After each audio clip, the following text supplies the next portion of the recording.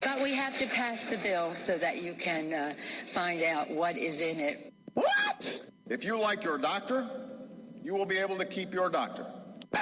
What difference at this point does it make? Doesn't make sense.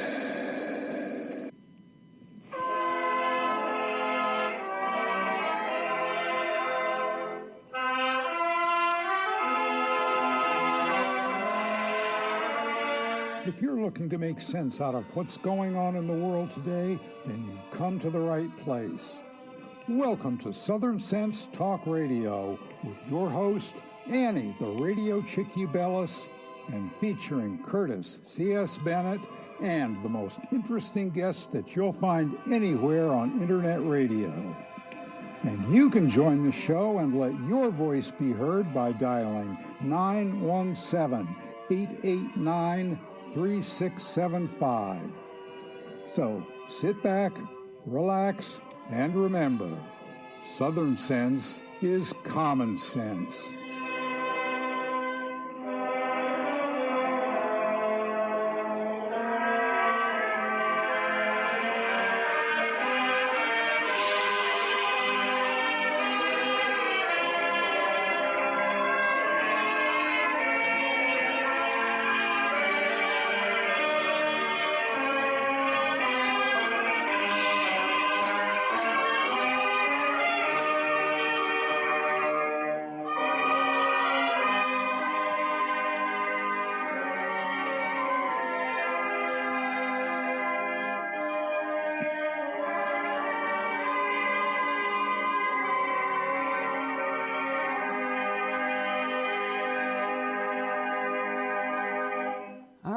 Welcome back to another screwed up adventure here on Southern Sense, listening live on Blog or Fog Talk Radio, as well as on iTunes, Stitcher, Spreaker, YouTube, Facebook, iHeart, and half a dozen other places. I don't even remember where we're at.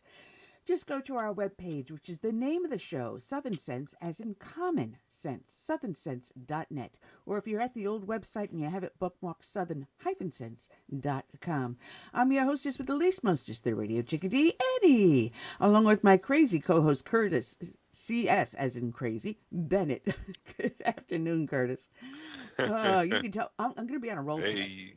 I'm on a roll. I'm wearing no makeup, so if you're watching live on YouTube or Facebook, we're having a problem getting it re-embedded into our homepage. I don't know what happened, but something broke in the link, and I'm trying to get the guy who built my page to fix it for me, but we're playing telephone tag, so hopefully we'll have that back up and running next week.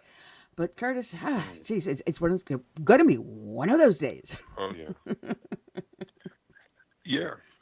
Yeah, I imagine I wasn't the only one that missed this grand, I guess you call it finale, because I think this is his last State of the Union speech. You know, I wanted to be able to sleep last night without nightmares, so I didn't watch it. Well, me and a couple of glasses of scotch later, I managed to sit through the whole debacle, which we'll be talking with one of our first guests, Mark Tapscott from the Epoch Times, or Epoch Times, as I call it. We'll go over what he had said, and I scribbled down some notes. And after about one full page of scribbling that I'm putting up before the camera, and little notes on the sidebar, and you can see that I must have been really pissed.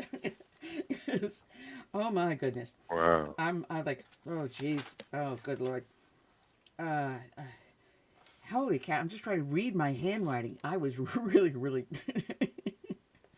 One thing I wanted to ask, I noticed a bunch of the members of Congress were wearing these name tag badges, and they had the number 153 scribbled in it, and no one ever explained what the heck those badges were for. I'm going to ask Mark, maybe he knows, but I could not figure it out, and when I was listening to the Talking Heads afterwards, I didn't hear anyone mention that either. So if anyone knows what the 153 was that the members of Congress were wearing on their lapels, edify me, please. But we also have someone I haven't had. Could you tell which side of the aisle they were? On both. Were they Democrats or both. Republican side? Both sides. I saw some on Republicans and I saw some on Democrats, which confused me. So unless it's a number of a bill, I don't know. Anyway, on the second half of the show, someone I haven't had on the show, oh, good Lord, probably in 10 or 12 years, Catherine Engelbright. She's the founder of True the Vote. She started off with a Tea Party group back in 2009 when we formed ours here in South Carolina, and she was forming hers in Texas. And I had the pleasure of speaking with her way back when, at the start of this movement, the Tea Party movement, which then morphed into the MAGA movement. And she's been maintaining since 2010 truethevote.org. And a lot has been happening with her through the years. And oh my goodness, I pulled up her bio on Wikipedia. Oh, does she have the greatest joy in pissing off the left? And I have to give a shout out to someone listening in. She always listens into the studio here. Our friend Sweet Sue pointed out that I am the most shadow banned person on Twitter, or actually X, formerly known as Twitter. I was wondering why I went from 5,000 followers down to about 200, and now I'm back up to, I think, about 763 or something like that. So I'm climbing back slowly and surely, laughing my butt off. Oh, jeez. Well, we have a tendency to recoup, our losses over time. Just got to keep chugging at it. Oh yeah, that thanks to COVID, basically. Yeah. Yeah, that I'm doing. I'm laughing because I have a couple of other accounts under some fictitious names. One of them being my Tea Party, Beaufort Tea Party. So I'm able to repost things using that. Matter of fact, I have a bunch of them I haven't used in years. I wonder if they're still good. I'll have to. I know, because I sent a message. Possible. I sent a direct message over to Elon Musk, and I said, "What's up with this?" New hashtag. Set me free is the new hashtag I created on X today. Set me free. Stop the shadow ban. Yeah, he's in the news a lot. Yeah. Well, he's a darling of the left. But see if he picks it up and flies with it. And I'm a verified account. You'll see a little blue check mark next to my name. If you could find Southern Sense on X. We're going to have fun with this. We're definitely going to have fun with this. Anyway, we have a lot to talk about, a lot to do. Mitch McConnell stepped down as Speaker of the House. There'll be a new race to get not Speaker. Oh, good Lord. I've been talking about the wrong chamber. Senate Majority Leader. So minority. Whatever. In the Senate. Senate Minority Leader in the Senate. Mitch McConnell, he's not going to run for re-election, and already there's a couple of people throwing their hats in the ring for 2026 to get his seat. Hillary going on a rant talking about the old guy who can't remember anything, and the other guy that's the other old guy who's destroying democracy. Wait. She's comparing Trump to Biden. Which one is old and doddering? I don't think it's Trump. And then again, we'll talk about the State of the Union address with Mark Tapscott, among a lot of other things going on. But that said, I'm going to have too much fun today, I swear. Between tearing apart Blog Talk Radio, the State of the Union, and whatever else gets into my line of fire today. Whoo, boy. Whoo, doggy. It's going to be one heck of a show. Yeah, I heard that he dressed down the SCOTUS last night in front of them. Oh, yes. He just ripped at them. Oh, yeah. And then I would have got up and walked out. And then had evicted and arrested the father of one of the 13 Marines that were killed in the fall of Kabul. Yeah. One of the first acts, besides ripping open the southern border for illegal aliens. And yesterday he took the ire of the left, calling illegal aliens illegal. Oh my goodness! They're welcomed visitors, or whatever the newcomers, or whatever the new phrase of the month is. No. He called them. How dare he say the people that are violating and criminally entering our country are illegal? Oh my goodness! He went off script then. He wasn't supposed to say that. No. But in his heart, he knows they are illegal. Oh, well, that said, I want to let people know that on Wednesdays, we do a pre-broadcast with a friend of mine, Vicki Tompkins, out of Colorado. She's up in El Paso County, Colorado, the heart of throw Donald Trump off the ballot lawsuit. We do a show called Moms Across America, put out by Dan Perkins, that people can watch by going to Dan Perkins, Perkins Media, and catch Vicki and I. But the last couple of shows have been Dan and myself going on some great rants. Oh, he knows just what questions and buttons to push to get me going. But people, if you don't get enough of me here on Fridays or in the archives, check out Moms Across America through Dan Perkins Media. Check us out there.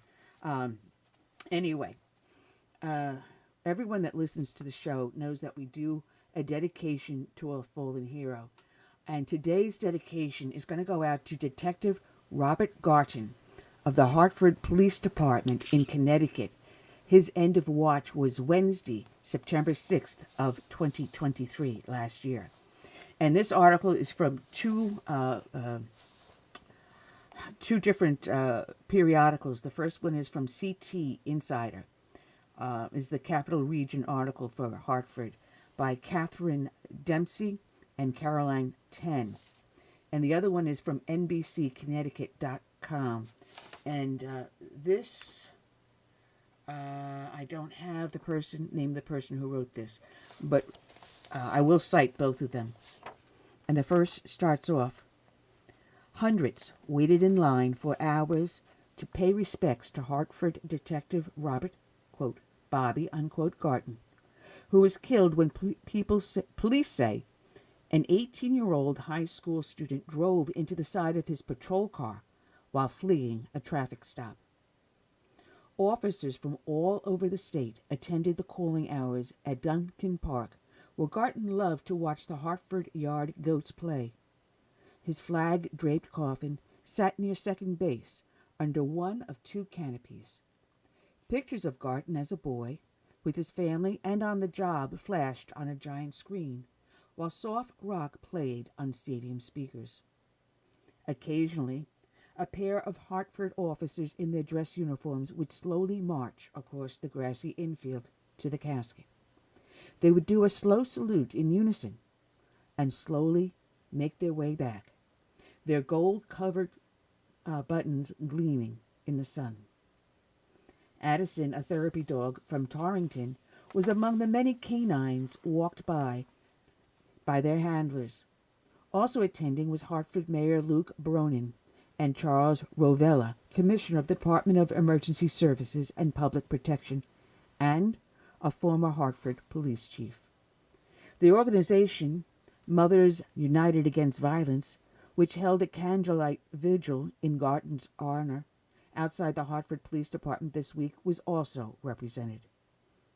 Over 20 years, we have developed a friendship with the Hartford Police, said Reverend Henry Brown. They have solved many murders. We feel we have to come and show all the love. Caroline Asselton was among the hundreds in line. Her twin brother, East Hartford officer Brian Asselton, was fatally shot while working the evening shift on January 23, 1999. My family got so much support, she said, adding that officers from other departments still reach out to see how she's doing. Hartford police cleared the way for the ambulance to take her brother to Hartford Hospital that night, and later relayed information that led to the killer's arrest. They also took my family in, Asselton said, frequently asking how they could help. Like Asselton, Maureen Smith of Andover is connected to the Hartford police. Her daughter is engaged to a member of Garten's street crimes unit, and Smith met Garten for the first time at the engagement party the weekend before he died. Smith was impressed. He's sweet, she said of Garten. At the end of the night, when Smith was packing up the car, Garten came over and offered to help, she said. She took him up on the offer. You could tell he just had a big heart, Smith said. A large contingent of police in the line were from Bristol, where two officers, Lieutenant Dustin DeMonte and Sergeant Alex Hemsey, were ambushed and fatally shot on October 12th. Bristol Chief Brian Gould's advice to Hartford police is to comfort one another. This is a situation where you've got to play it day by day, Gould said. The first steps for them right now is to take care of their brother and see him off with honors. Then the department has to rebuild, he said. As difficult as these days are, through strength and togetherness, they're going to pull through it, Gould said. That's how you honor the fallen and the families, is by getting together and being as strong as you can. Be there for each other to grieve and love and care. Bristol police and officers from other departments are pairing up with Hartford officers to help patrol the city during the wake and the celebration of life at the XL Center. Gould said Bristol officers also have been attending roll calls in Hartford since Garten died. Prosecutors from the Hartford Criminal Courthouse were also among the mourners. Garten used to come to their office to get search warrants signed, and he also wore his signature smile, said Michael Weber, an assistant state's attorney. New Britain prosecutors filled in for them Friday afternoon while they attended the wake. Late that afternoon, more than 24 police cadets stood in line on the field in their beige uniforms. They approached the coffin in twos, saluted, and crisply turned on their heels. Garten was a cadet before he became a police officer 8 years ago. A Wethersfield native and son of a former Hartford police detective, co-workers described the 34-year-old as good-natured, and a dedicated officer took on some of the toughest assignments as a member of the one of Hartford Police Department street crime units. He earned 5 awards during his time with the department, although police did not have a chance to present 2 of them. The department posthumously promoted him from officer to detective. He was working for the North Street Crimes Unit on the night he died, September 6th. Garten and Officer Brian Kearney, the driver, were in a patrol car on Asylum Avenue when Richard Barrington, a high school student, fled a traffic stop, ran 2 red lights, and struck the cruiser broadside, killing Garten and seriously injuring Kearney. Police said they were not chasing Barrington, and a surveillance video of the motor vehicle stop confirms it. Kearney, who was released from the hospital, came to the wake. To the applause of more than 100 officers, he attended the wake in a wheelchair.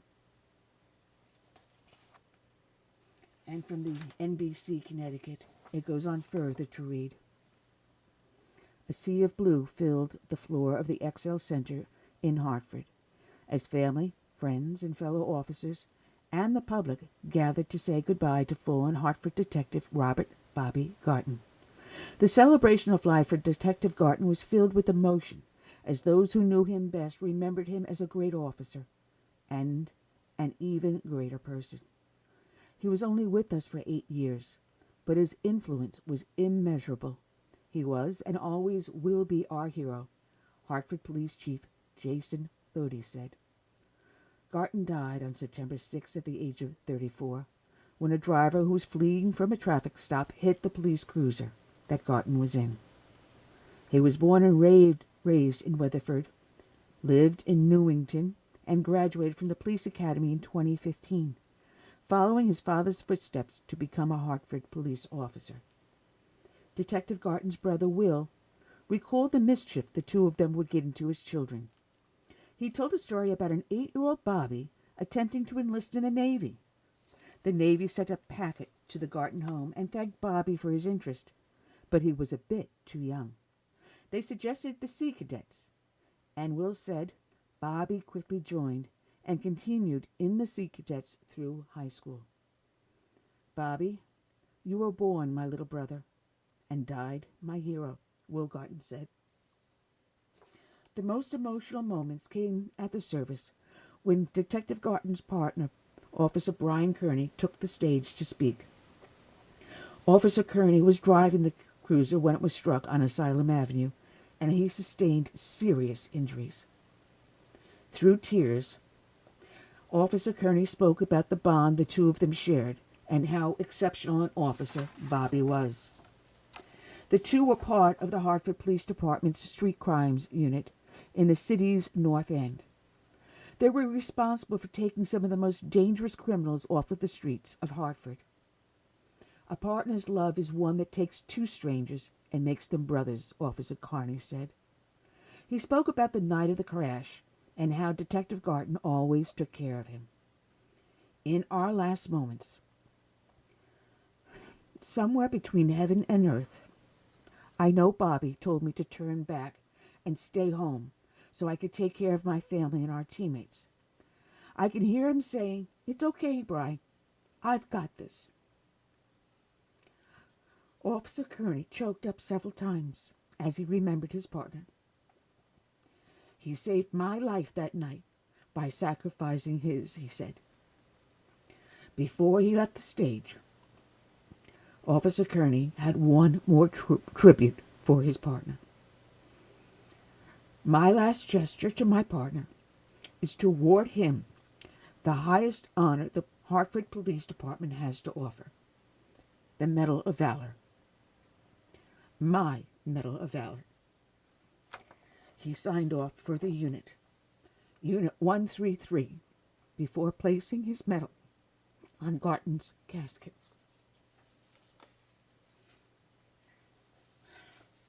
Today's show is dedicated to Detective Robert Bobby Garten. It is also dedicated to all of the brave men and women that serve as first responders, be they law enforcement, firefighters, or emergency services. We also dedicate this show to all of the brave men and women that serve in our military, protecting our nation from its wonderful birth through today and into our hopeful future. We dedicate to all of them, each and every one, this song by Tiffany, "Soul of a Nation." May God bless each and every one.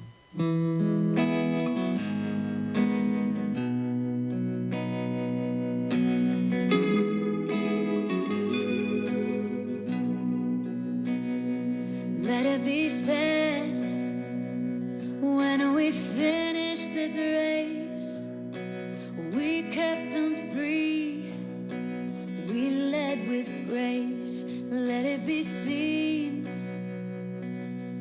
from sea to shining sea, beautiful America, living our legacy. Oh, father, mother, sister, brother, oh, we gotta learn to love each other. Oh, for the soul of the nation, for the next generation. Let us be known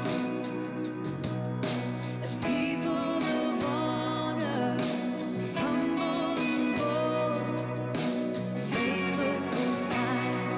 Let us hold firm to our convictions with our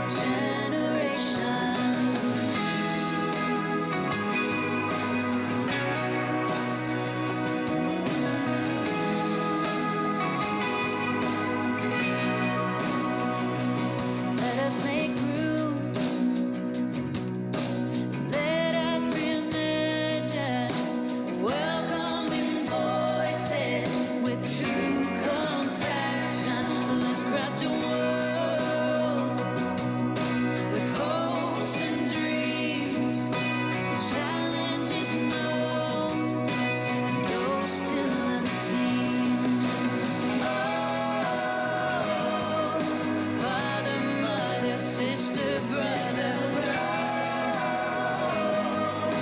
We gotta learn to love each other.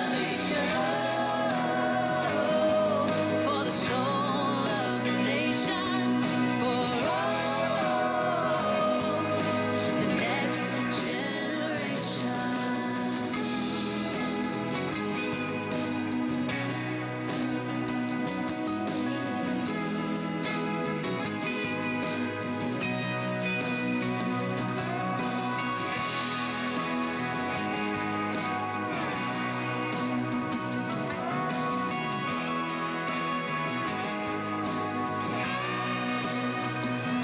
Let us be sure when our time has come, we gave them hope, we made them strong.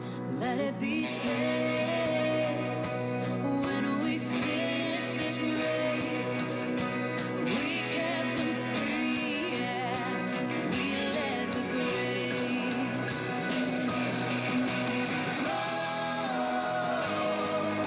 Father, mother, sister, brother,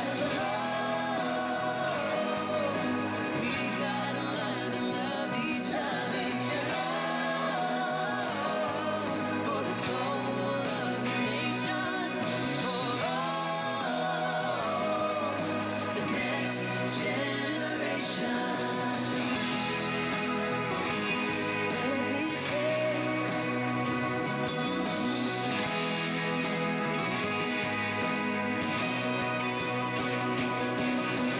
Oh, father, mother, sister, brother, oh, we gotta learn to love each other. Oh, for the soul of the nation, for all the next generation.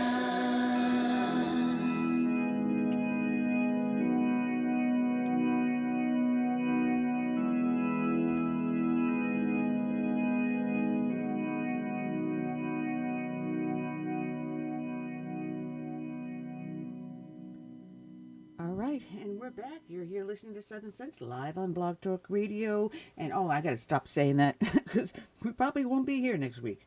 If all goes well, Curtis and I will be broadcasting mainly through our home webpage, which is the name of the show, Southern Sense, southernsense.net. You can catch us at, or southern-sense.com. Either way will bring us back to our website. We are having a problem with the embed player right now on the page, so I'm going to get a hold of Mark, and not Mark Tapscott, a different Mark, and get that rectified and find out why it's not broadcasting there. But Curtis and I are going to do a test on Sunday, and all goes well, we're out of here. People actually can see our smiling faces side by side. And it'll be so much better than just looking at only my face and pictures scrolling on the screen. We'll be actually able to see our guests and listen to them also, as well as go into our chat room and chat with us at the same time.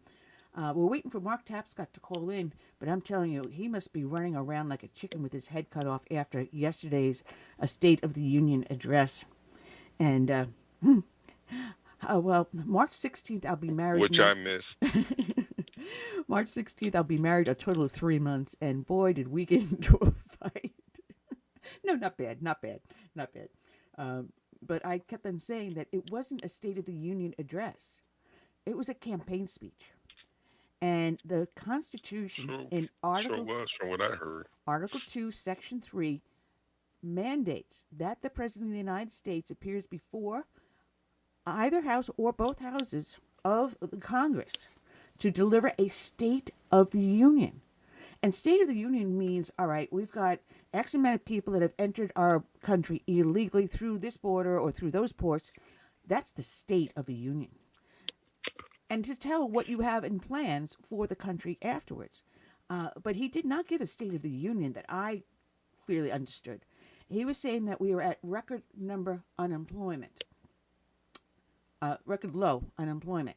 Well, that's because a lot of people stopped looking for work because the government has been handing money out left and right, our taxpayer dollars left and right. So what's the point of looking for employment when you can live off of Section 8 housing, welfare, food stamps, whatever handout that they have to give you. Unlimited unemployment benefits. So what's the point of looking for unemployment when the government's going to let you sit home courtesy of the taxpayer, you and I? And if I recall... Well, what they won't tell you is... I'm sorry. What they won't tell you is that... What they won't tell you is that a lot of people, because he was also bragging a couple of weeks ago about he had the highest number of people coming to the workforce. But what they don't say is that a lot of these people are returning after COVID, and then a lot of people are being counted twice if they have, applied for 2 jobs. In other words, it's the same person, but they have to work 2 or 3 jobs to make it. So they count each one of those as a new employee. Yeah. And it's crazy. Yeah. They don't tell the truth. No, they're not. They're not. And it was the first time that female employment and that of African Americans here in the United States had hit a record low under Donald Trump. I believe the number at the lowest point was something like 3.4. It was the first time it was on par or equal to that of male white. We never saw that before in the history of this nation, where those numbers were so low they were almost equal to that of employed white male Americans. But we're not seeing that under Joe Biden. No, we're not. So when he's giving the State of the Union, he was telling a bunch of campaign lies. And it was lie after lie after lie, that we were the safest. And did you see the father of one of those 13 Marines being forcibly removed, evicted, because he called Joe Biden out on his lie? We're not safer. Yeah, I saw that clip. When we see the number of murders rise, the murder capital of the nation, it's no longer Chicago. It's starting to become Philadelphia. When you have to have National Guard being called up to service in New York City to frisk people for guns, we have a crime problem. It is not the safest in history here in the United States. When I see in my own county here, a largely rural county, rise in the numbers of homicides, as well as other crimes, property crimes, burglaries, car theft, occurring, we're not the safest ever in history. If anything, we're the most endangered. When we have what they're counting between 8 and 9 million illegal aliens in the country that they're aware of, when the number is closer to 20 million or more illegally in the country, no, we're not the safest ever. So this was not a State of the Union. No. And people are saying, oh, look how he seems so coherent. There didn't seem anything wrong with his mind. Oh, yeah? Play back the clips, honey. How many times he stuttered. And Laken Riley, he called her Lincoln, and he was holding the button that Marjorie Taylor Greene gave him in his hand, reading it, and he said Lincoln instead of Laken. When he can't even pronounce the victim's name properly? No. He's still losing his marbles. I mean... Well, what do you think of their spin on Trump repeatedly saying Obama? I mean, I know what's going on with Trump in that instance. He's really just saying that he knows Obama's behind the scenes, but the left is trying to say, "Oh, look at there, he's just made another gaffe. He called Biden Obama." But see, most Trump supporters know he's saying who he believes is really behind the power in D.C. right now, and that is Obama. Well, but they would say, "Hey, he's got memory problems too." Lamestream media doesn't understand satire or sarcasm, and yet they are the biggest source of it for us: sarcasm and satire. Right about that. It's several times I'll be talking about Joe Biden. I'll say Obama because there really isn't much. Well, actually, I'm sorry. I actually think Obama was a better president than Joe Biden is. But then again, this is Obama's third presidency. And if Michelle Obama runs for presidency, it would become his fourth term as president. Sarcasm? Satire? Oh, yes. Oh, yes. And, in Article 2, Section 3, the Constitution dictates the President of the United States shall from time to time give to Congress information of the state of the Union and recommend to their consideration such measures as he shall judge necessary and expedient. He may on extraordinary occasions convene both houses, or either of them, and in case of disagreement between them with respect to the time of adjournment, he may adjourn them to such time as he should think proper. Yes, I stutter. I stuttered as a child, and I had to go to speech therapy to correct it, so occasionally I do stutter. Doesn't mean I'm mentally incompetent, not like Joe Biden. But I did not hear information on the current state of the Union. Honestly, I heard not a single fact on the current state of the Union as dictated by Congress. Ronald Reagan did that, and when he did, I remember sitting back in the chair going, oh, crap. He actually read the Constitution, understood what his duty was. Did I hear it under this president? Not once. Not once. So that was no State of the Union. That was a campaign speech. He knows he's behind in the polls, whether they want to recognize the polls or not. But I think that was, from what I hear, was an effort on his team's part to show that he's viral, he's energetic, he's up for the job. So they pumped him up with a lot of B12 and whatever else they could, to make him seem like he's got a lot of energy, and he still had a few gaps. I understand.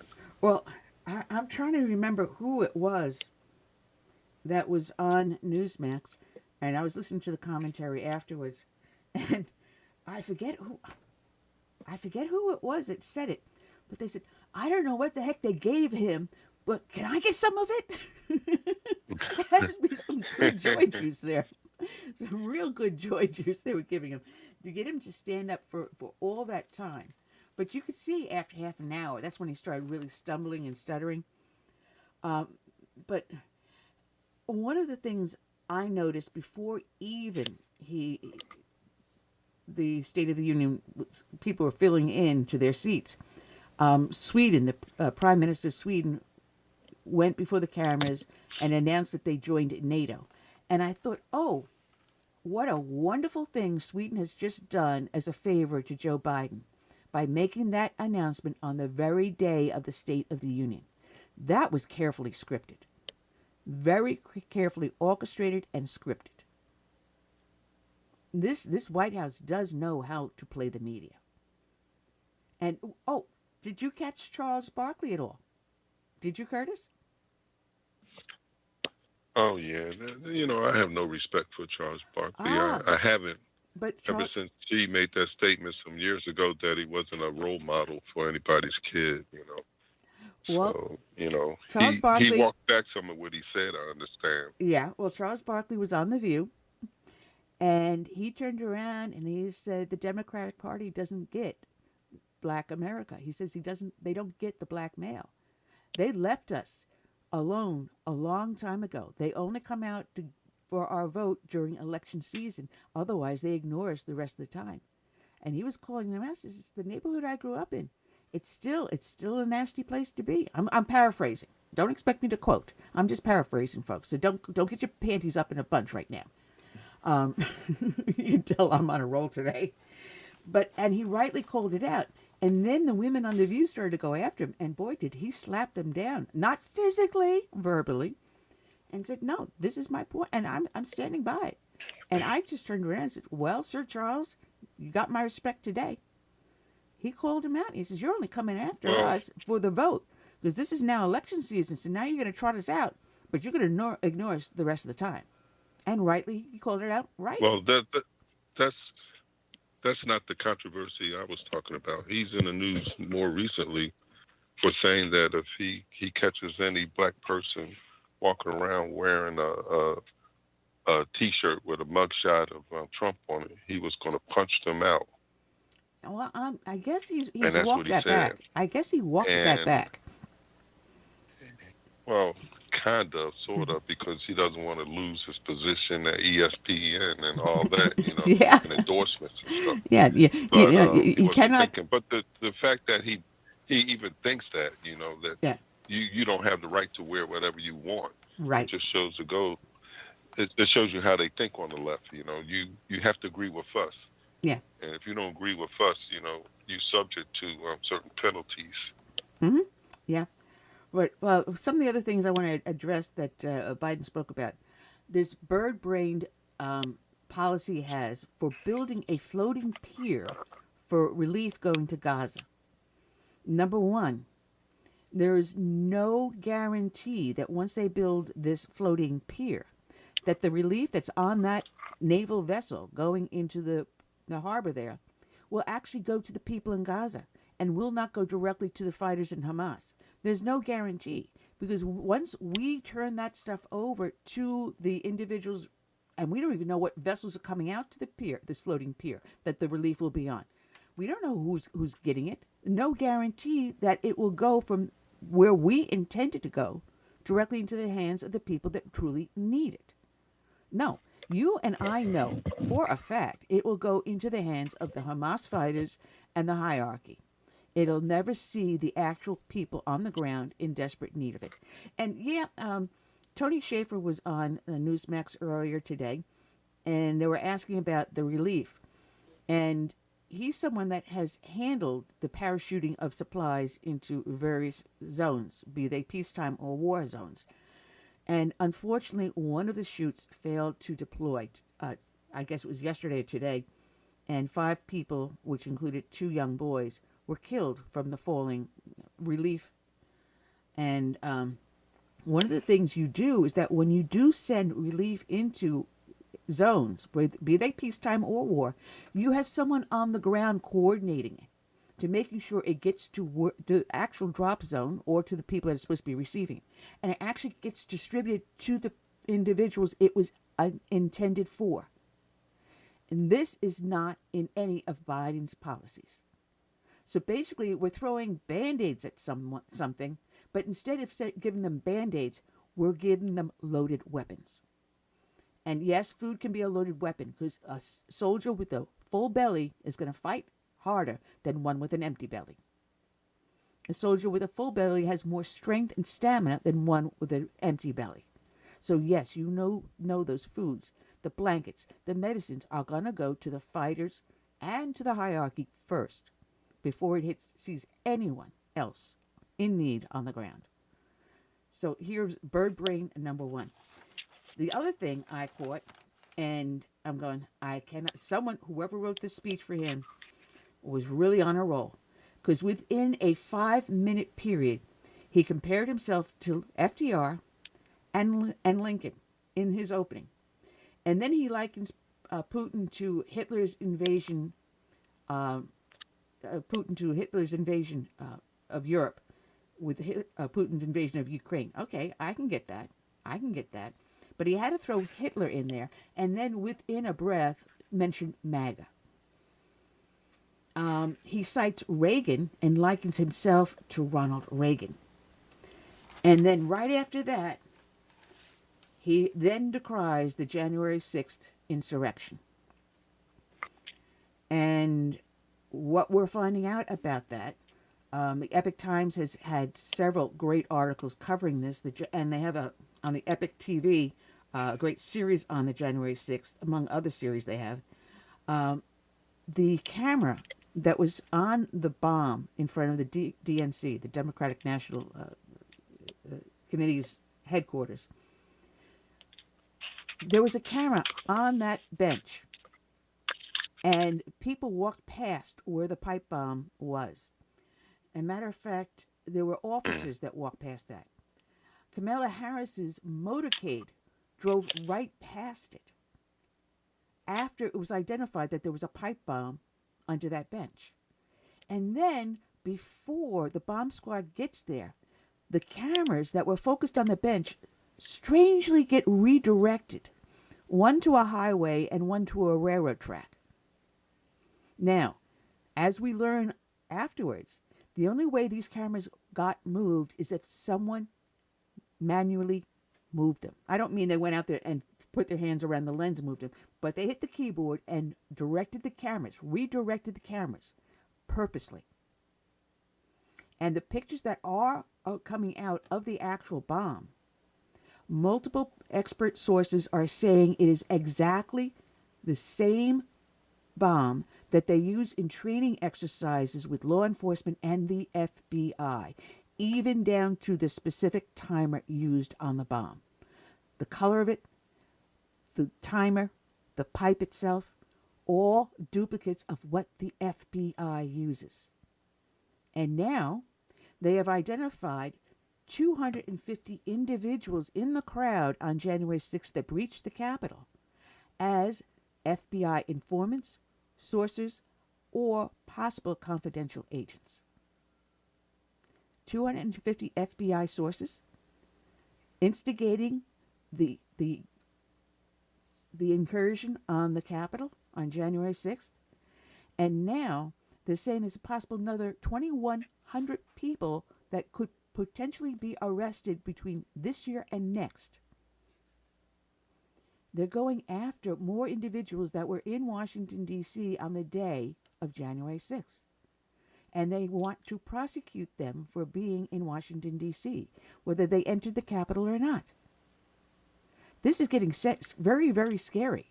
This is lawfare on anyone who happens to be someone who supports Donald Trump, someone who is a conservative, someone who is a Christian, someone who owns a gun lawfully. They're coming after you and I, Curtis. I know. I mean, it's been almost like a semi-police state for a while here, as much as it's been gearing towards socialism. Yes. With the monitoring of your bank accounts and things like that. I believe they wanted one time to get to know what was in your bank account if it went as high as 600. Any but transaction I think now of it's $600. 1,000. No, any transaction of $600 or more. So if you had $599, you're fine. But once you had $600 and your transaction was $600 or more, they wanted to know it. It used to be $10,000, and that was to keep an eye on people that were sending money orders overseas, because a lot of illegal aliens were coming in, earning their money, turning them into money orders, and then sending that money overseas. Believe it or not, the vast majority of that money did not go to Mexico, South America. It went to India. Interesting. Well, what's going on over there? But they traced the majority of the money orders that were being sent over from illegals working here in the United States were being sent to India. And that's where they said, we want to know about any transactions going overseas in the amount of $10,000 or more. And that was to prevent money laundering. Now, with this administration, it's $600. So, yeah, and we were talking about our last show, the ESGs that these investment institutions are going into. Well, the same thing's going to happen with what they're doing in China. Your money is all going to be on digital currency. So if you're someone who's disagreeing with the state, if you're someone whose opinion doesn't match in lockstep with the liberal elite, you may not have access to your bank account. Your bank account may be suddenly cut off. Your funds may be suddenly confiscated if we go down that road. If cash is no longer king in this nation, then the king will be whoever sits in the White House and whatever they dictate for you. And it ain't going to be Donald Trump if we keep on going down this road. If we are able to get him back in the office, I think that would be the best time we'll have, maybe the only time we have to beat back a lot of this stuff, this left-wing agenda. And I believe he's going to go for it. I mean, look how he's been persecuted ever since he announced that he was running for the presidency back in 2016. 16, 15, or whatever it was. Mm-hmm. And he's not going to forget that, you know. A lot of people think that he might pick Nikki Haley as a VP, but I don't think he's going to forget that. No. I think she's burned too many bridges. Begrudgingly. No, she's burned too many bridges, especially here too, with. But you still got people that think that. Yeah, well. And I'm like, how in the world can you believe that? You know. Well, she didn't even sound conciliatory when she said she was suspending her. You know, I mean, she said it with somebody that had like attitude. You know, there was attitude in her. Well, you know, I must suspend my campaign speech. Well, like I said, she burned a lot of bridges, and she pissed off a lot of people, unfortunately. Oh, yeah. But, you know, that's why we have the First Amendment, the freedom of speech. And that's something else that we're going to be finding, because with these ESGs, if you say the wrong thing, you're going to be shadow banned. You're going to be finding out that you don't have access to certain things you need. I'm sorry, you need to put gas in your car? Bad score. Yeah, I'm sorry, we're not going to activate the pump for you. You want to turn around and purchase this medication? I'm sorry, your insurance is no longer going to cover that for you. You know, we're going to find little bit by little bit. It's suddenly 1984. Big Brother is out there looking at you and watching over you. Well, they're doing it in China. They have, if you go past a billboard or any sort of a commercial sign, there's a camera inside there that registers the look on your face. And it will determine the attitude that you have at the moment you walk past that sign. They do that already here in the United States, because that way they can tailor the advertisement to something that you would like. If, for example, you're wearing something red, like I am today, the sign will say, oh, she likes the color red. Let me show her some clothing that's red, and make her look up at the sign and say, oh, I like that. Maybe I'm going to go out and buy that. Or if you're driving a Jeep, and I'll recognize the fact you're driving, and give you a Jeep commercial as you drive past the billboard, or you walk past the billboard, or something like that. If you got a dog, it's going to show you cute little puppies and puppy chow and things like that to make you buy the item. Well, they're doing that in now China to determine what your attitude is and how they can control you. With artificial intelligence, we're entering a whole different world out there. And artificial intelligence actually scares the bejesus out of me. It really does. How it can manipulate us. And we're living in an age where we're going to be facing the same situations we had Isaac Asimov predicted in iRobot. We see the same thing that we read about in 1984. Ayn Rand's Atlas Shrugged. These things are all coming. These authors predicted what our future would be, and we're living it today, here, now, guys. You know, as I look over my notes from last night's State of the Union address, you know, he was echoing that bipartisan border security bill. I'm sorry. It didn't even recognize anything that came out of the House bill H.R. 2. And when you get Fetterman from Pennsylvania saying that he supports H.R. 2 and not the bipartisan bill coming out of the Senate, I think we've got a problem here. Well, you get a nut job, and he actually makes sense when he's supporting H.R. 2. I was going, whoa, wait a minute. Someone really does get it. We really do need to shut the border down and take the tools we have already in place and use them to their fullest, and then close all those loopholes. The Senate bipartisan bill does absolutely nothing to that effect, does nothing to close the border. It actually does not increase enforcement of the border or the enforcement of the laws. It actually opens up more loopholes to extend stays, to extend work visas, to make it easier for people to illegally enter our nation, and then facilitates their ability to do so in this bipartisan bill. It does the exact opposite of what they claimed. They're claiming that there's a closing of the gap between the wealthy and the middle class and the impoverished.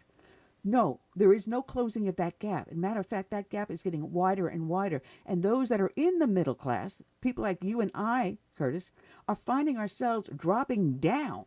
Not gaining ground, but dropping down. When you're paying $3 a gallon for gasoline, when under Trump I was paying $1.69, it's not closing the playing field. It is widening it. It is widening the gap.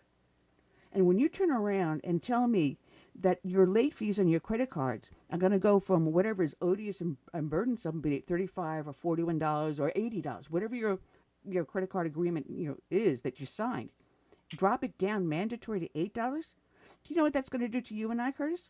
We won't be able to have a credit card because when they drop it down to $8 to make up the difference, these institutions will turn around and raise the interest rate to something so high that we can't afford it. And if someone does forget to make their payment or deliberately skips their payment, it's a mere $8. They don't care. They'll declare bankruptcy, and then then getting credit will be even harder to do. Most of the people I know who have credit cards now, they're pay anywhere from 24 to 29% interest on it, which is crazy. I mean, back in the 80s, it was like maybe 9%, 10, 11 at the most for interest. Mm-hmm. But getting back to Joe Biden, this country made a sharp turn, a U-turn, with two things he did. And one was he rescinded every executive order on the border that Trump had in place. Number two, he stopped the pipeline. Oh, yeah. And those things are things he could do with just a stroke of a pen. He can undo, rather, but he won't do it. No. But what he's going to do is build 500,000 new EV stations, electronic vehicle recharging stations across America. Where in our power grid can we support 500,000 new charging stations? And where are these? I'm sorry. Are there that many cars, electric cars, in our nation at this point to require 500,000 charging stations? And people are not even buying the EVs. The role of government. Yeah. What is it? Why is it the role of government?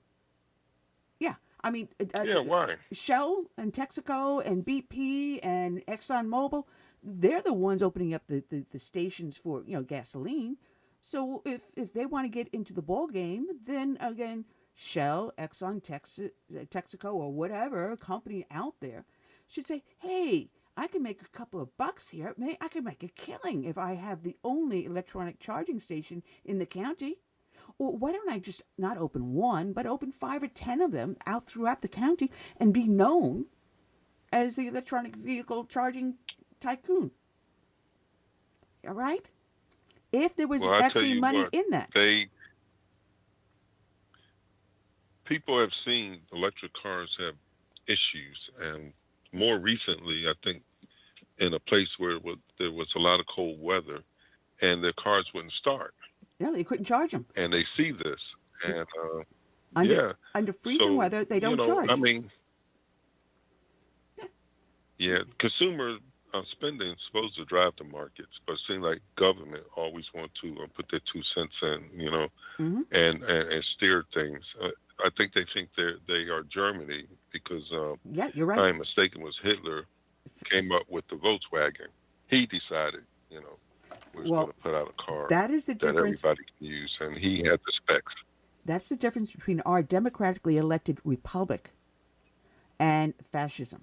And that's where we're heading. When government now dictates what business does and business walks in lockstep as a partner to government, that is not a democracy. That is not our republic. That is called fascism, leading to socialism, which then in the end leads to totalitarianism, communism, where government is everything. It is your God, it is your government, it is your family, it is your nanny, it's your employer. When your government is the end all of all, it takes the place of God. And that is when we lose our humanity. And we can be on the road to losing our humanity today when we place government above God. And I'm seeing it throughout this speech. And I'm seeing it throughout this administration. And throughout the wokeism that we're seeing in our country today. when you turn around and you chastise me because I used the wrong pronoun on you, I'm sorry. You look like a man, you talk like a man, you walk like a man. I'm going to assume the individual I'm staring straight at is a man. And if you decide to tell me that your name is actually Susie Q, okay, I'll call you whatever you want. I'll call you a paper bag if that makes you happy. It doesn't mean what I'm looking at is still not a man. It doesn't make me a homophobe. I'm just looking at something in front of me, and my mind and eyes are identifying it. You were born a man. I've got this thing where they said, God created man, God created woman. And what you turn around and change yourself into, hey, that's your business. I'm not going to criticize you. That's your choice. You have the freedom to choose it. So go, live your happy life. I don't care. Just don't force me to be something I'm not. I'm not going to force you to be something you're not, and don't force me to. And then we get along together. Meanwhile, Curtis is going to be calling our guest in. Hopefully she'll be joining us within a few moments. But anyone else wants to post in the chat room what they thought about the alleged State of the Union speech last night, if that's what you want to call it. We call it a glorified campaign speech. But I have little notes all over the place. But I don't even know what to say. And, of course, believe it or not, he's talking about Laken Riley, who was brutally murdered by an illegal alien. And then he brings up his son, Bo, again. I don't think that man could ever enter into anything without comparing the loss of his son, Bo, to the violent murder of this young woman. I mean, you're talking apples and oranges. There's no comparison. But with that said, I want to bring back onto the show someone who I've not spoken to in over a decade, because we both came up through the Tea Parties in the 2009-2010 together, and I started the show here in 2010, and I didn't mean to forget her and push her aside, because I still run my Tea Party. Catherine Engelbright of True the Vote. Good afternoon, Catherine. I think the last time I spoke to you, you were just starting off with True the Vote, and my bad. I'm 14 years running, and I hadn't had you back on. I'm slapping myself. Hear that? I'm hitting myself. How are you doing today? No worries. I've been kept very busy, so don't worry. It's all good. But pleasure to be back with you after all these years. Yeah, I know. It's been such a long time. And like I said, there's so many people out there doing good work, such as you. And as I was going over your website, I had a laugh because I'm involved in the executive committee on my local county GOP. And everything you have on your website is exactly what we have been doing.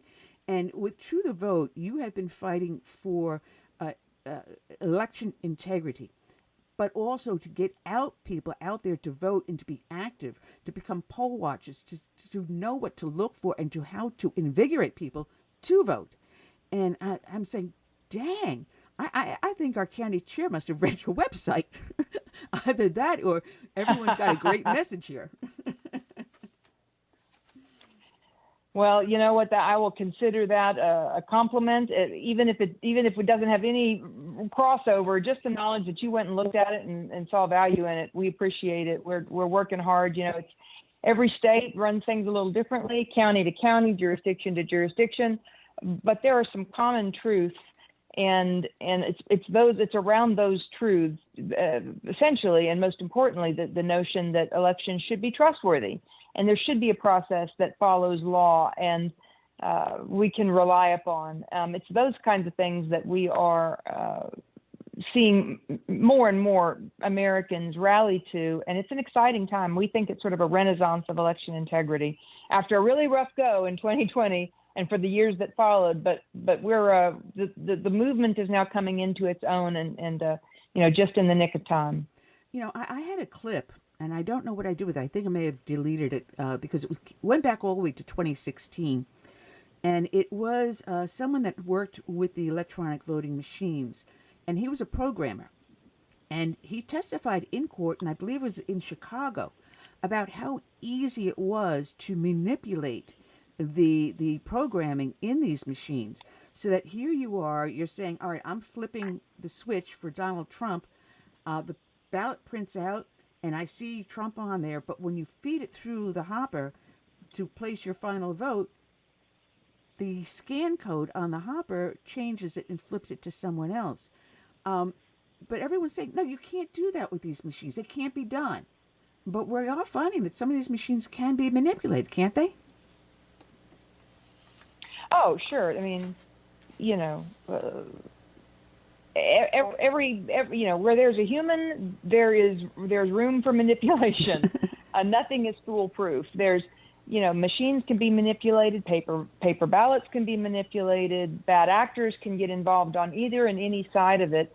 The thing that is most discouraging around the now known fact that yes, machines can be manipulated, even as was proven in a recent court case in Georgia, even with just with the use of a ballpoint pen live in court, they were able to trick the machine into switching votes. But there are preventative measures that can be taken, and it's those preventative measures that have just been so carelessly disregarded.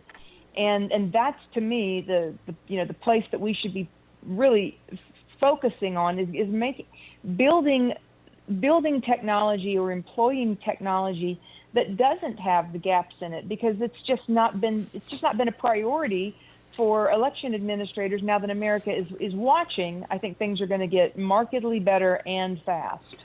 Well, you just recently had a bit of a win back in January of this year against Fair Fight, Stacey Abrams, Mark Elias. And a lot of people don't know who Mark Elias is, but he's someone that's very quietly working behind the scenes. But now we're sort of starting to pull him out of the woodwork with court cases like you've had, exposing him for the manipulator he is. But tell us about this win you just had out of Georgia.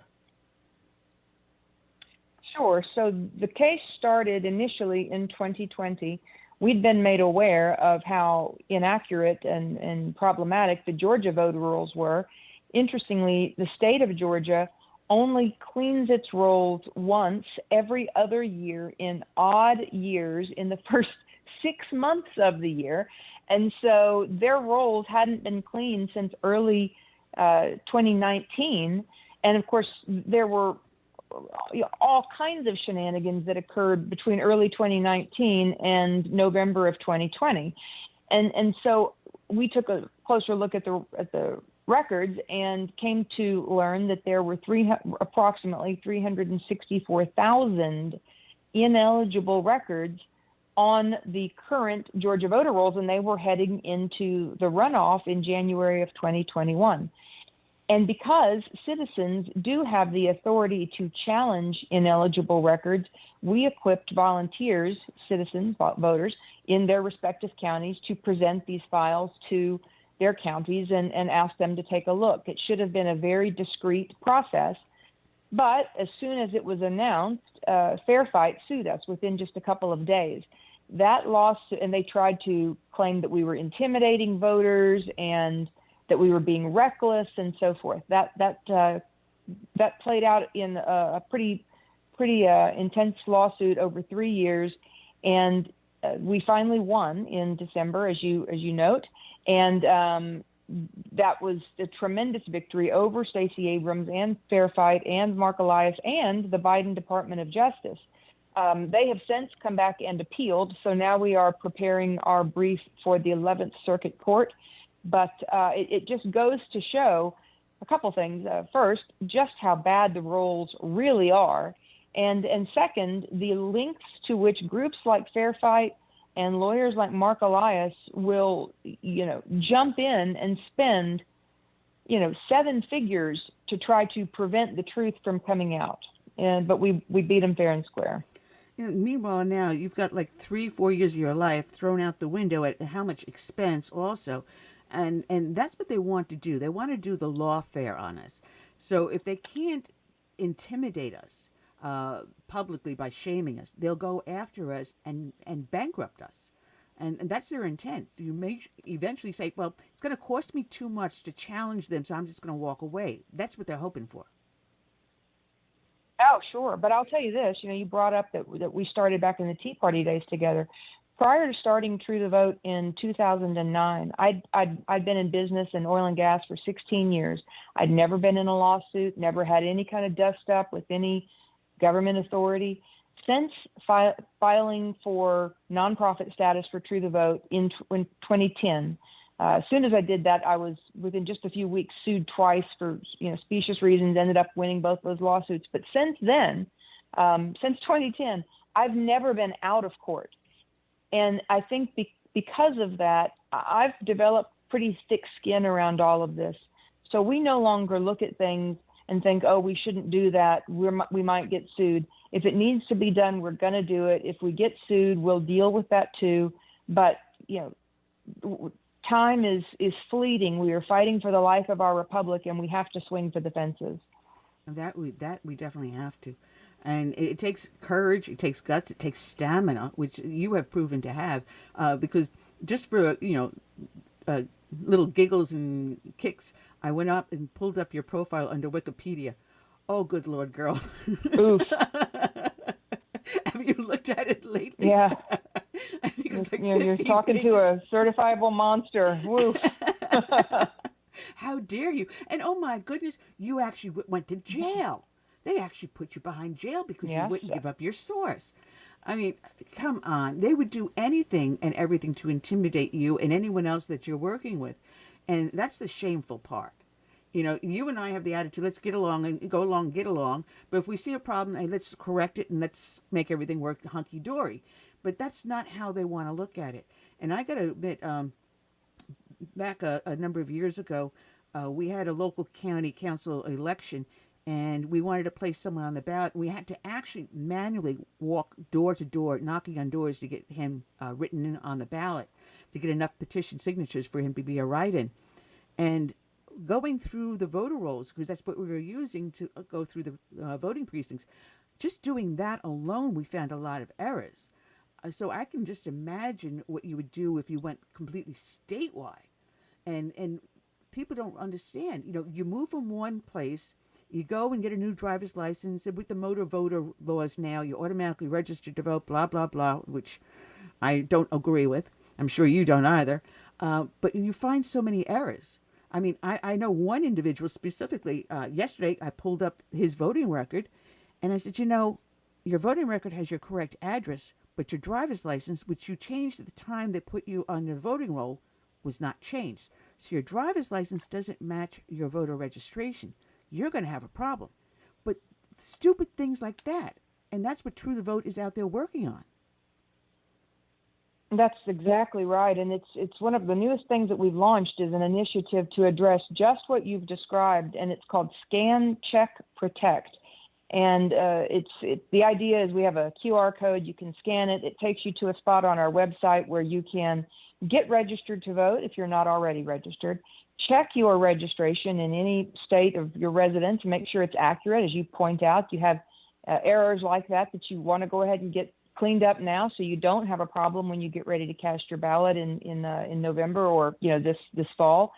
But then the last piece, and it's the one that shocks more people than not, is that if you have ever moved outside of the state in which you originally registered to vote when you were however old you were, moving from state to state, most people think that when you move out of state that voter registration record cancels. But in most cases, it doesn't. It stays there.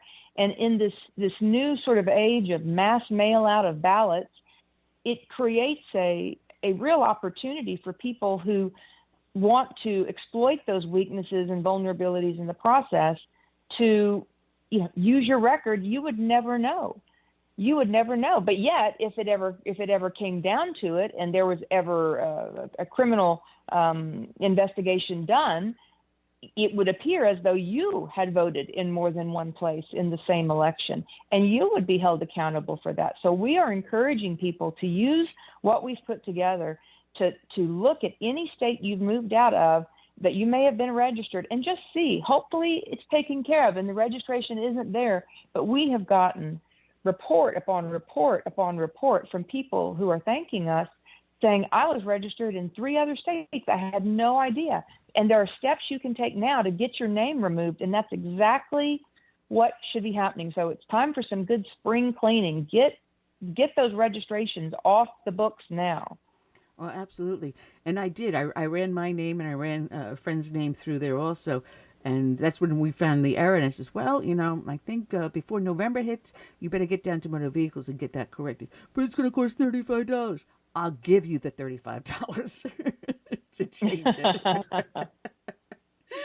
But it's good. What I would love to see, if you key in an address to see who's registered to vote out of that address, because I know here in South Carolina, in our county specifically, we kind of led the state in changing the voting laws here after the 2020 election and got in place things where it makes it difficult to harvest votes and all those things that were happening in the 2020 election, and bring back more election integrity into our state. But it would be interesting to just go past an address, key in the number, and it's like, all right, that's a butcher shop or that's a pet store. How many people are registered to vote out of that building? And I think we would find ourselves very amazed to find people actually registered to vote out of a business.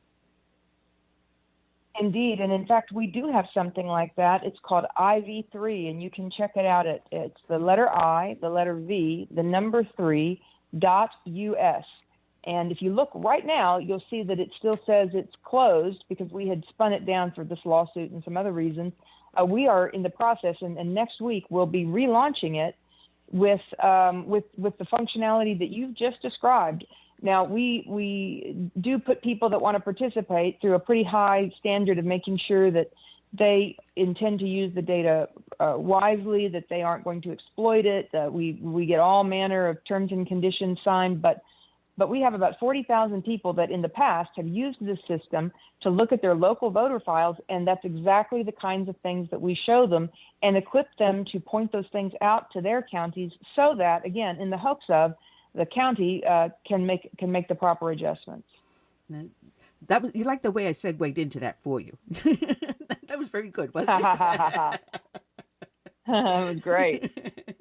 Well, you also have toolkits up there, calendars telling how to do certain things at what time before an election, how to build your teams. You've got a lot of great things on your website, which is truethevote.org.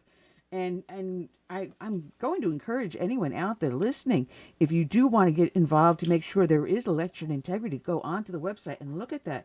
Because as I'm looking at what you have there, I'm saying we actually have been doing that here within our county, which I'm very pleased that we are on that same page. But you even have how an idea actually then becomes a law. And I don't know if you watched the State of the Union last night. I had to have a barf bag next to me. Oh, it's awful. But I just nearly fell out of my Archie Bunker chair when I heard Biden say, and I will overturn Roe v. Wade and make it law again. I'm going, excuse me? I'm sorry.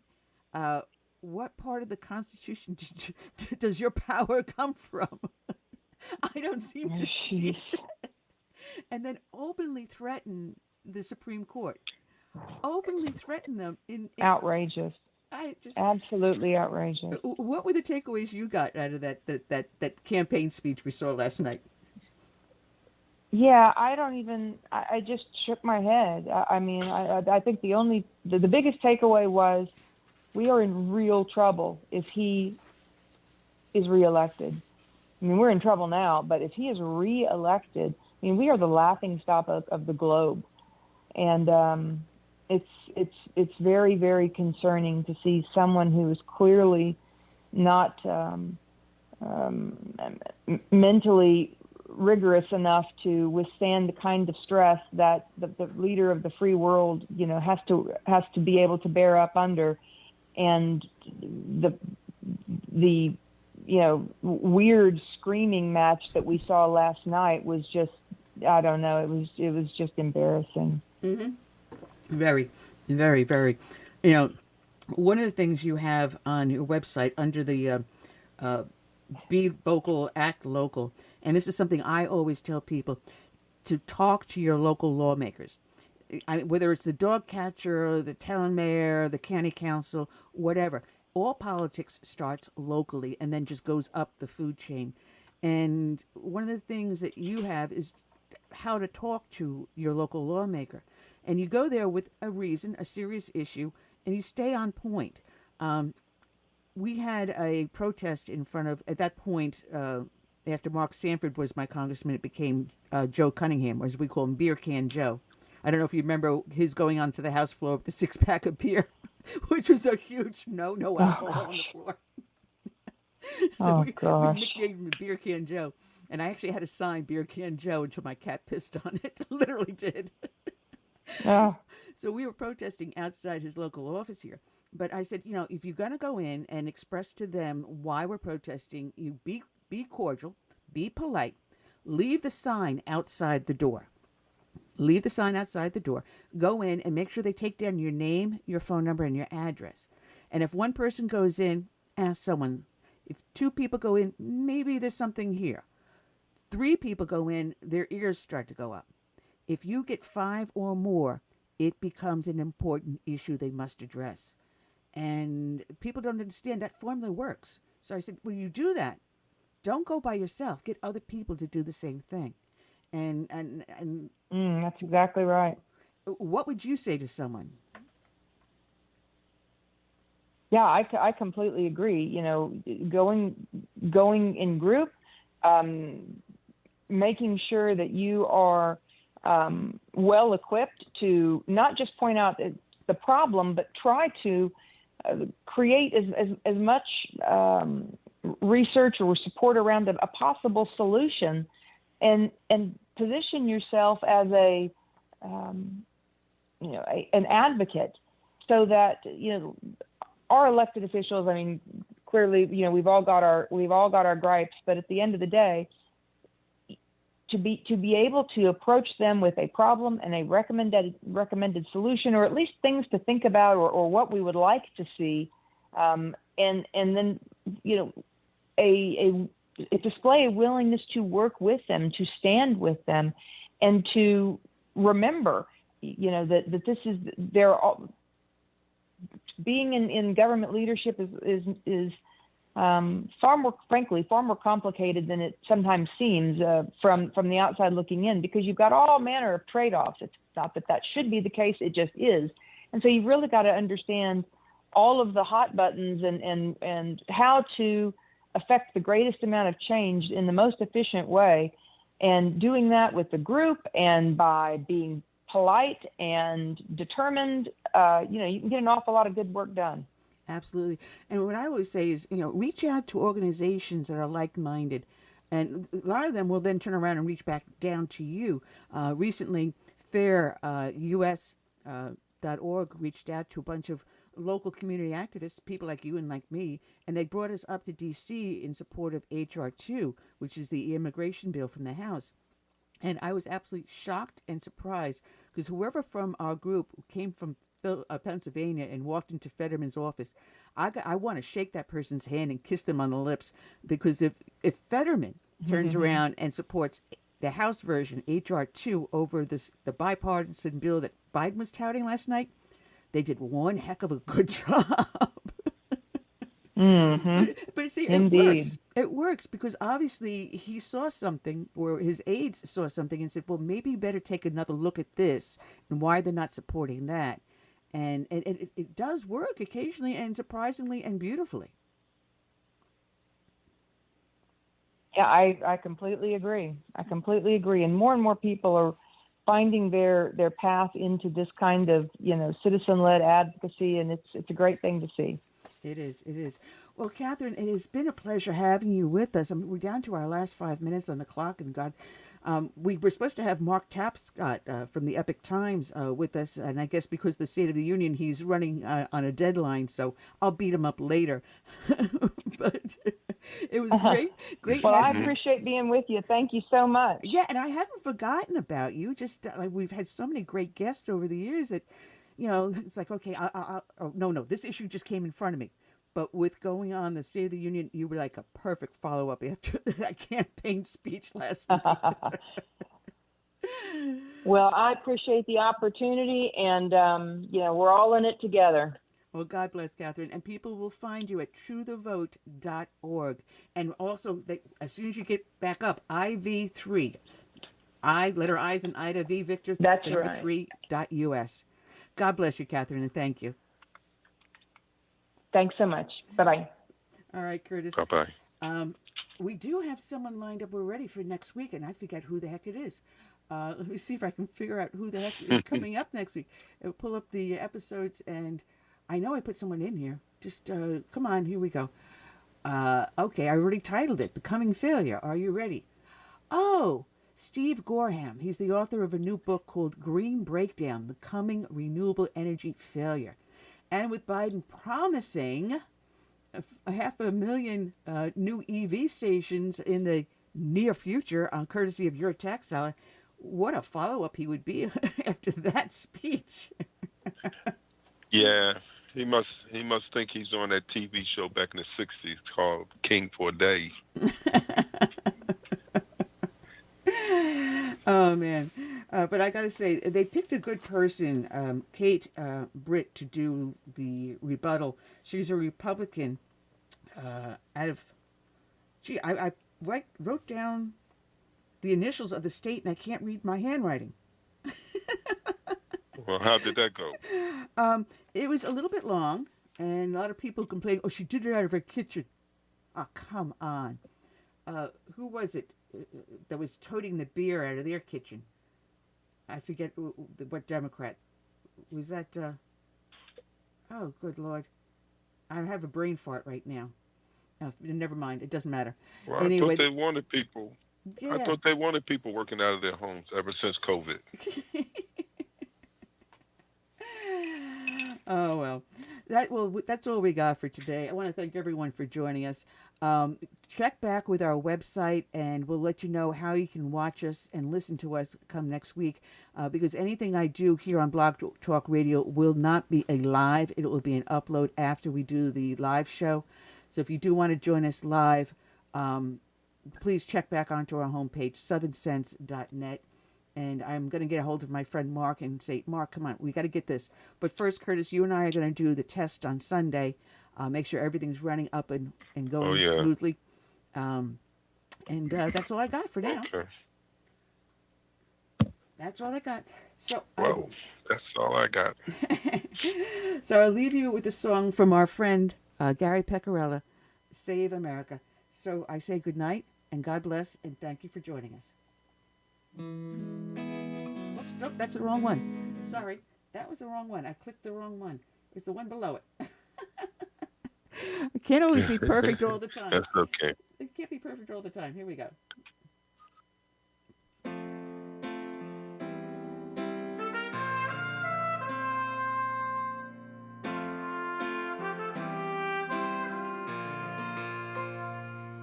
I'm praying for this land I love, America, America, the home of the free. But there are people making plans to change America. They've no respect for her or what matters most to me. That's 90 seconds. I stand for the flag and I kneel at the cross. Long for the friends I have loved and lost. And I still believe in God we trust, and the freedom our forefathers granted us. I hope it's not too late to save 60 seconds. America.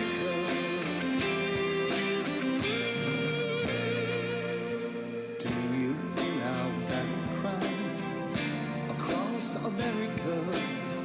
We've got to rescue her. You know it's up to you to see the truth behind their eyes. Don't change America.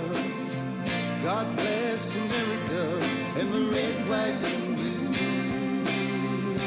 That's why I stand for the flag and I kneel at the cross. Long for the friends I have love been lost, and I still believe in God preachers and the 10 seconds. for his righteousness. I hope it's not too late to say America